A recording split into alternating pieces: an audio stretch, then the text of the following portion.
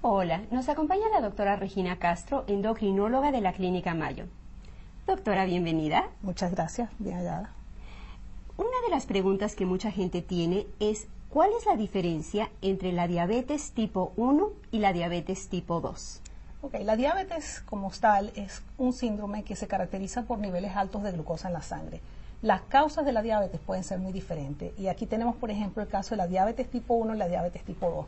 Aunque el resultado final es el mismo, que las dos conducen a una elevación de la glucosa en la sangre y la incapacidad de manejar la glucosa en forma apropiada, la causa de diabetes tipo 1 generalmente es un proceso diferente, es un proceso autoinmune. Casi siempre se presenta en personas más jóvenes, muchas veces en niños, y la causa que conduce a esta deficiencia de insulina es un proceso autoinmune en el cual existen anticuerpos que por razones variadas y que no están muy claras, empiezan a atacar las células del páncreas que producen la insulina. Entonces, con el tiempo, la destrucción progresiva de estas células limita la capacidad de producción de insulina y estos pacientes tienen un déficit de insulina que conduce a los niveles elevados de glucosa. En el caso de la diabetes tipo 2, el proceso es un poquito diferente.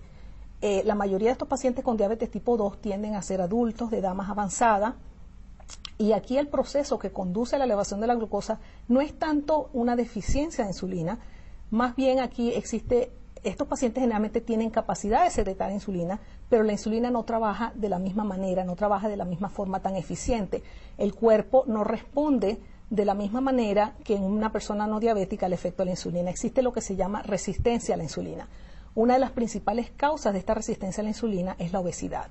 Entonces, cuando tenemos una persona que es obesa, generalmente existe un antecedente genético importante donde hay varias personas en la familia que han sufrido de este tipo de diabetes que se presenta ya en edad más avanzada. La persona puede producir insulina, pero la insulina no funciona de la misma manera, no funciona de la misma manera tan eficiente y por lo tanto el resultado final es el mismo, que los niveles de glucosa están elevados. Ahora, hablemos un poquitín del tratamiento de la diabetes tipo 1 y la diabetes tipo 2. Si entendemos que en el proceso de diabetes tipo 1, el problema principal es que las células que producen la insulina están deficientes o han sido destruidas por un proceso inmunológico. Estos pacientes obviamente no tienen capacidad de producir insulina. Sin la insulina no se pueden regular los niveles de azúcar. Entonces, todos los pacientes con diabetes de tipo 1 necesitan insulina para poder sobrevivir. En el caso de las personas con diabetes tipo 2, dijimos que estas personas todavía tienen capacidad de segregar la insulina, pero no funciona de la misma forma más eficiente. Entonces, muchas veces la dieta y el ejercicio, perdiendo peso, hacen que la persona se haga más sensible a los efectos de la insulina y eso muchas veces en pacientes con diabetes tipo 2 que es leve o que se está presentando en principio, muchas veces es suficiente para mantener los niveles de glucosa normal.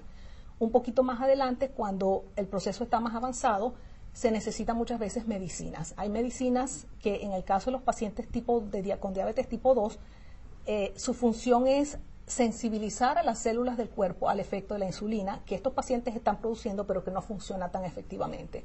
Entonces existen tratamientos que están dirigidos a mejorar la sensibilidad de insulina, existen tratamientos que están dirigidos a aumentar la secreción de insulina por parte del páncreas y últimamente cuando el paciente está en un estado ya muy avanzado y los niveles de azúcar no están respondiendo, entonces muchos de estos pacientes eventualmente van a necesitar tratamiento con insulina.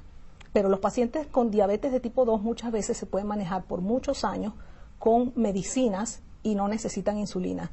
Los pacientes con diabetes tipo 1 siempre necesitan insulina. Estupendo, entonces ya lo sabe, esa es la diferencia principal. El diabetes tipo 1 necesitan insulina para vivir, diabetes tipo 2 muchas veces la dieta únicamente, a veces con medicinas y únicamente en casos más avanzados pueden llegar a necesitar insulina. Perfecto. Estupendo. Muchísimas gracias. Muchas gracias. Y gracias por acompañarnos. Y tenemos más videos con la doctora Castro, así que los invitamos a que nos acompañen ustedes también. Gracias.